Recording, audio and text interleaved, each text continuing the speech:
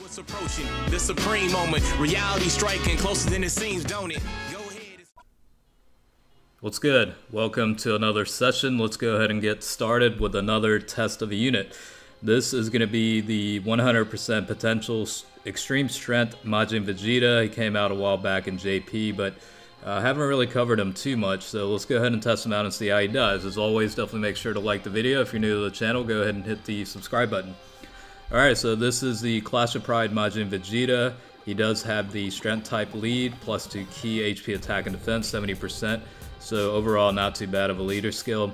Super attack is the Dark Impact. That'll greatly raise attack for 1 turn. It also causes supreme damage to enemy. Passive skill will change agility key spheres to the strength type. Attack and defense will increase by 12% per strength key collected. So he's got the nuking passive as well as the ability to increase defense by 12%. Link skills, he's got Super Saiyan, that's 10% increase to attack, Saiyan Warrior Race, 700 to attack, Saiyan Pride, 15% increase to attack, Royal Lineage, plus 1 key, over in a Flash, plus 3 key, and Supreme Power, which will increase attack and defense by 1000. Currently in JP, he does fall into 3 categories: Majin Buu Sage, Resurrected Warriors, and Pure Saiyans. For this video, you'll see him on Resurrected Warriors team setup. Alright, maxed out, HP is at 12,217, attack is 14,397, defense is 8,593 with 12 key multiplier at 145%. So for the team itself, I did bring different units like the Majin Buu that'll convert the intelligence key over to the strength type, so it's going to further allow for Majin Vegeta to nuke or get a higher percent increase toward attack and defense. Obviously, throughout the video, he's going to be linked up with the Super Saiyan 2 Bardock, just because of that 30% increase to attack as part of that passive skill for him. So pretty much that's the format of this setup. And like I said, this is on a Resurrected Warriors category, but he can do pretty well even on Pure Saiyans team or Majin Buu Saga category. So a little bit of diversity in terms of how the team can be set up, but just to get the maximum percentage boost toward his attack, it'll be on the Resurrected Warriors team. Quite a bit of Saiyans do fall into the category, so fortunately it's not too difficult to build a team within that category with a bunch of Saiyans. So he definitely does perform best within this team, and then bringing in additional orb changers like Majin Buu or other units will further enhance his ability to collect more of the strength key. So with collecting key, I mean, he's able to hit pretty decent.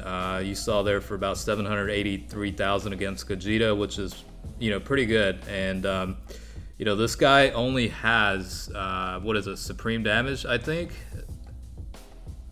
Yeah, he only has the ability to cause supreme damage as part of the SA, so it's not even immense.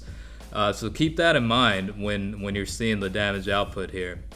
And this is Boss Rush 5, so it's one of the hardest levels within the Boss Rush stages. So just to keep it in line with the ability to hit realistically against newer type bosses, this is probably like the best test environment for that. He does have type advantage, about to go into Dokkan mode. Did collect a pretty decent amount of keys, so we'll see how he does. I think on average so far he's close to about 1 million without the Dokkan mode. So with it, I expect at least 2 million or so.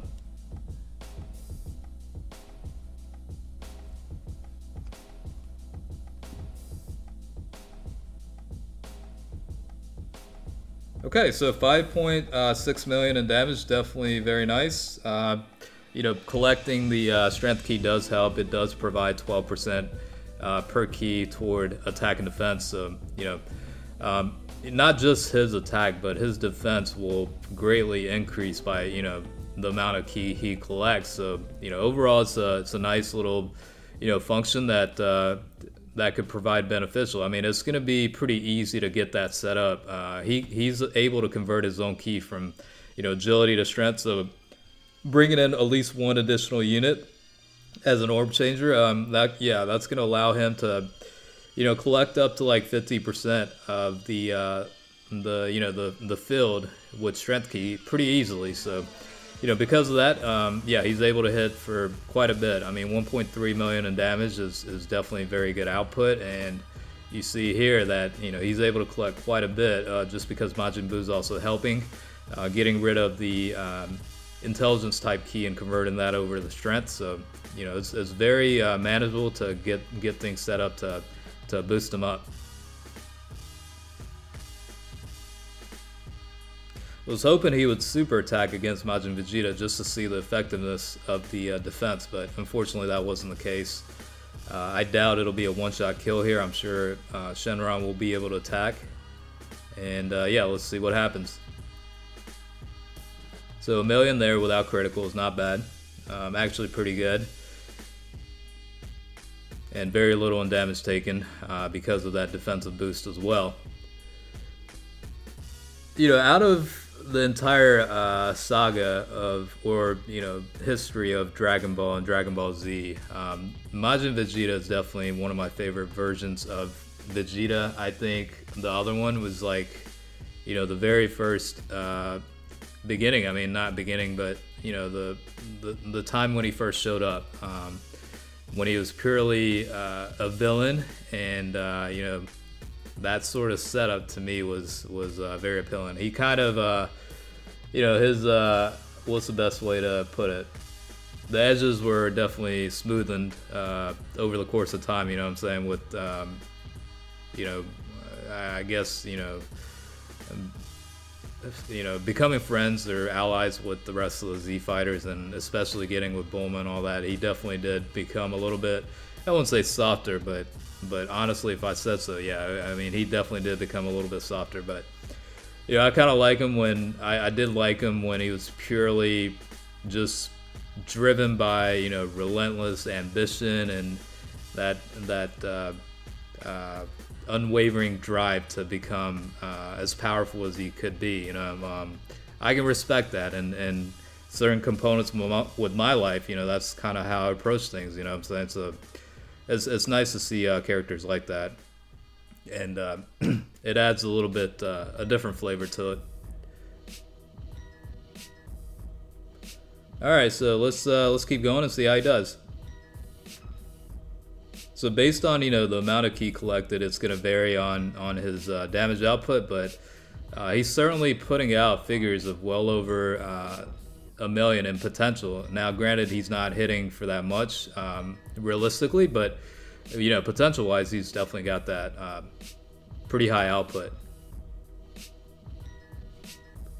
And I guess Global will be getting this guy pretty soon, within the next month, when LR Gogeta and Vegeta come out.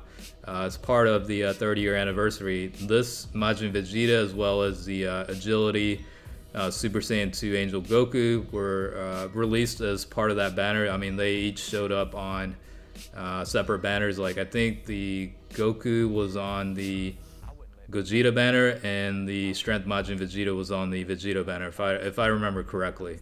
I could be completely wrong based on my lapse in memory, but I think along with that, there was like the Tech Kaioken Goku and like the physical Vegeta.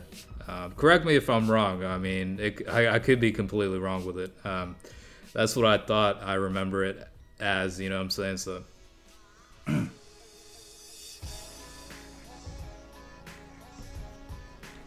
matter of fact, I'm a little bit curious, so I'm gonna check right now.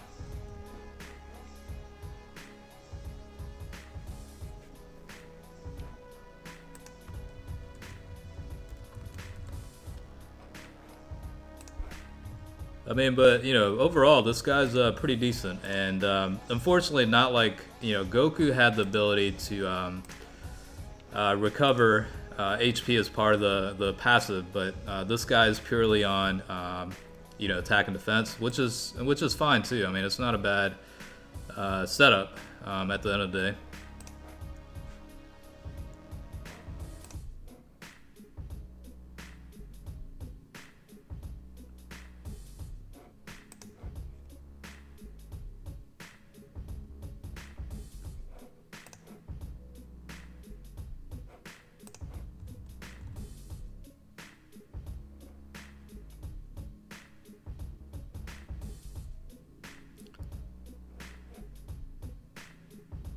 Yeah, it looks like they were part of the Dokkan Festival that came out on March 5th in JP. Looks like, yeah, the strength Majin Vegeta and the agility Super Saiyan 2 Angel Goku were featured on there, as well as other units like Super Saiyan 4 Gogeta, the Super Janemba, Super Gogeta Intelligence version, Strength version as well. Yeah, so quite a bit of units in that banner. Unfortunately for me, I did not get lucky on that one, and pretty much didn't pull much. Honestly, I didn't pull the neither of the LR Vegeta or LR Gogeta. Unfortunately, I think I went through like 1,300 stones that time, and that was the first time I actually went over 1,000 stones total used. I mean, that to me was like a ridiculous amount of stones for one, I wouldn't say one session, but at one period in time, you know what I'm saying? So with that amount of stones and still not able to pull them, yeah, I was definitely a little bit salty with that, but that's how RNG works. So hopefully for global players watching this, hopefully you guys do get lucky and get at least one of the units you're looking for, because they are very, very good units. And yeah, it's a lot of fun with those teams, I'm sure. But yeah, back to the Majin Vegeta. Again, this guy is pretty decent. He's featured on that banner coming up as part of the 30-year anniversary. So, like, obviously he's going to be overshadowed by the main banner cards, LR Vegeta and Gogeta, but this guy's actually still pretty good too, and he could definitely serve a pretty good purpose in a team setup, especially the ability to collect ki and increase attack and defense. You could definitely localize him in a spot where a lot of the attacks are coming, and yeah, he'll be able to defend for you, as well as put out pretty good damage output. So certainly, definitely a little bit of versatility is a benefit with this guy. And again, Resurrected Warriors team is probably the best setup for him, since he gets the highest boost at 170% increase toward attack and defense. But he can do just fine on Majin Buu Saga or Pure Saiyans category team. Not sure when that'll get rolled out in global in terms of the Pure Saiyans, since pretty much it just came out in JP not too long ago. So it might be a little bit of a wait for that, but in the time being, Majin Buu Saga and Resurrected Warriors team will be just fine for this guy. Alright, so let's just go ahead and see how his Dokkan mode is. He does have type advantage again, and we'll just kind of close it out and wrap up the video. Hopefully, you enjoyed the showcase as always, and yeah, I'll be doing more videos, later on. Alright, so thanks for watching, and take it easy.